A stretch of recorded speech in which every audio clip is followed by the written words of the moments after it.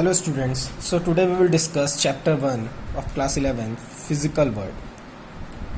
This whole chapter is totally theoretical and very few questions can be asked in annual examinations or quarterly or half yearly. Okay, it's totally theory, it's on nature and what is physics. So first thing is, what is physical world?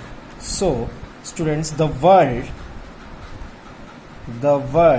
outside our body, the world outside our body which we can sense is physical world. Okay, for example, atmosphere, weather change, climate change, okay, such as jungles, cars, everything which is in nature, which is outside our body and we can sense it, is called physical world. There are two types of world are there: internal world, which is inside our body, and physical world. Okay. And both are arisen from science. So basically, what is science? It is organized knowledge. Organized knowledge. And physics is a branch of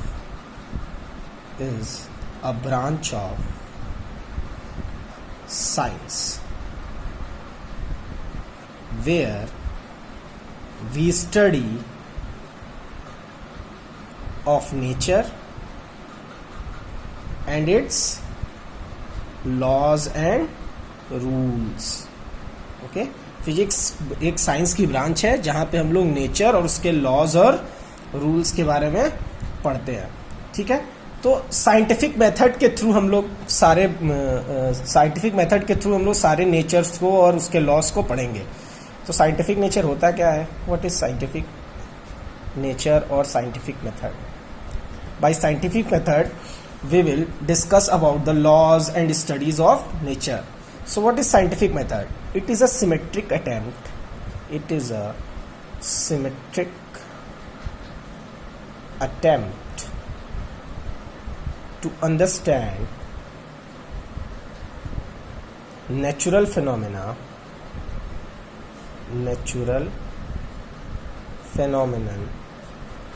in as much as detail as possible.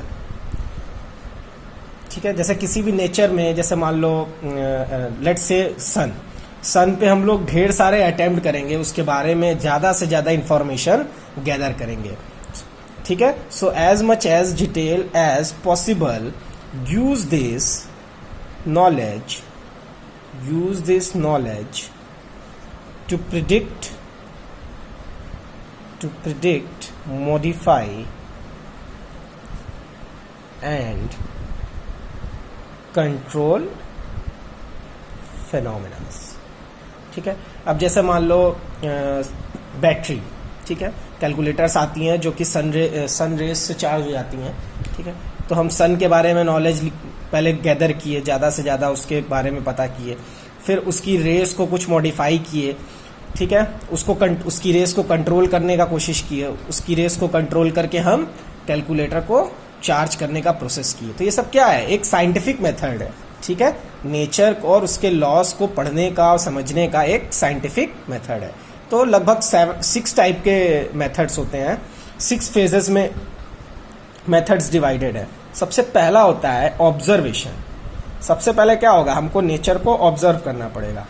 Observation, for example, जो कुछ हमारे nature में हो रहा है उसको ध्यान से देखना. मून किधर से राइज करता है, किधर डूबता है, ठीक है, ये सब देखना. जहाँ पर रिवर की गहराई ज़्यादा होती है वहाँ पानी की स्पीड कम है, और जहाँ रिवर की गहराई कम है वहाँ पानी की स्पीड ज़्यादा है, ये सब। ठीक है, तो उसको अब हम लोग क्या करेंगे, लैब में आके कॉपी करेंगे।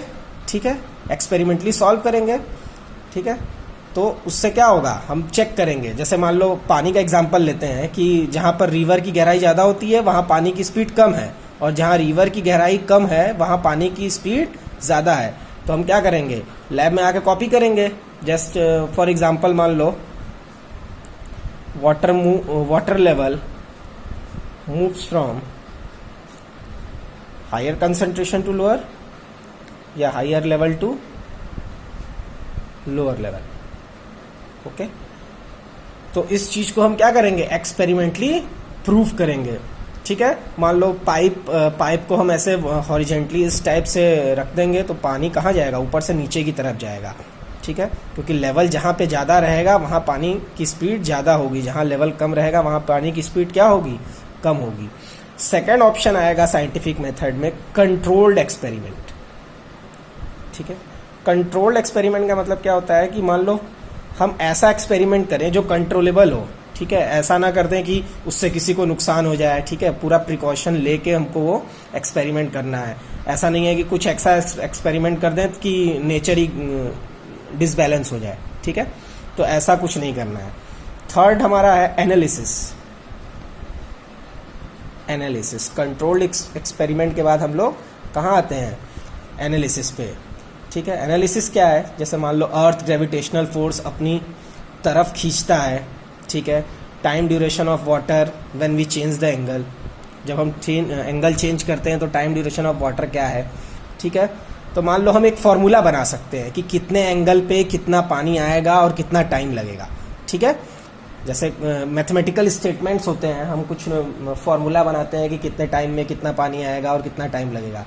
जैसे मान लो एनर्जी, जैसे एनर्जी है, एनर्जी किस पे डिपेंड करती है, एनर्जी किसी चीज़ पे डिपेंड करेगी, depends upon mass and velocity. बिना मास और वेलोसिटी के एनर्जी कहाँ से आएगी, डिपेंड ही नहीं करेगी किसी, इन्हीं दोनों पे किस क्या करती है, डिपेंड करती है। तो एनालिसिस में क्या है, सबसे पहला चीज़ है टाइम। ठीक है, जिसको क्वालिटेटिव प्रॉपर्टी भी बोलते हैं, क्वालिटेटिव प्रॉपर्टी। और सेकंड चीज़ है क्वांटिटी। ठीक है, कितने क्वांटिटी में, उसको क्वांटिटेटिव प्रॉपर्टी बोलते हैं, क्वांटिटेटिव प्रॉपर्टी। ओके, तो सबसे पहले हमको क्या करना था, ऑब्जर्व करना था नेचर को, फिर उस पर कंट्रोलेबल एक्सपेरिमेंट करना था, फिर उसके बारे में एनालिसिस करना था। ठीक है, अब हम क्या डिजाइन करेंगे, एक मैथमेटिकल मॉडलिंग।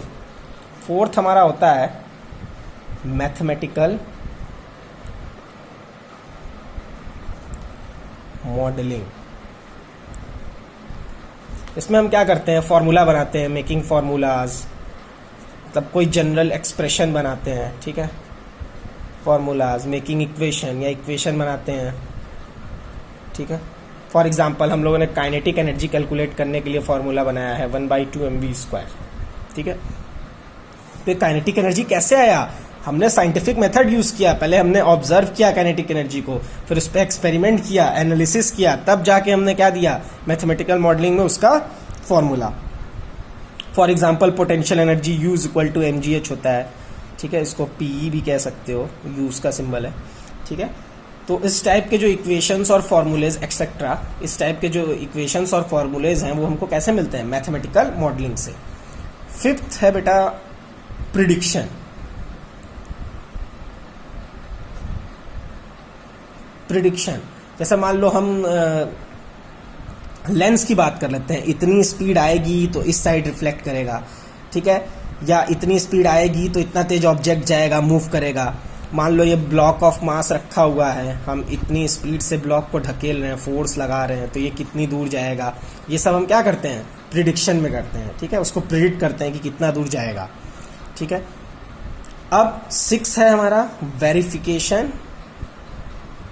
वेरिफिकेशन और फॉल्सिफिकेशन। फॉल्सी,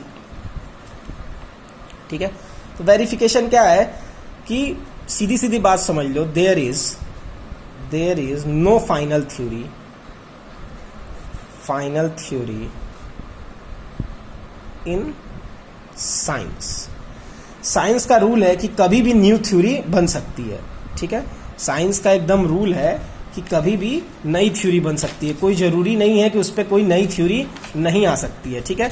तो आप वेरिफिकेशन करो, ठीक है, आप वेरिफिकेशन करके कुछ एक्सपेरिमेंट किए, उस पर वेरिफिकेशन किए, सब कुछ कर लिया, लेकिन वो कभी भी क्या हो सकती है, चेंज हो सकती है, ठीक है। कोई दूसरा एक साइंटिस्ट आएगा, वो कुछ दूसरी थ्योरी दे के जाएगा, तो इस टाइप से चेंजेस होती है। तो ये 6 टाइप्स के साइंटिफिक मेथड हैं जो हमको पता होने चाहिए।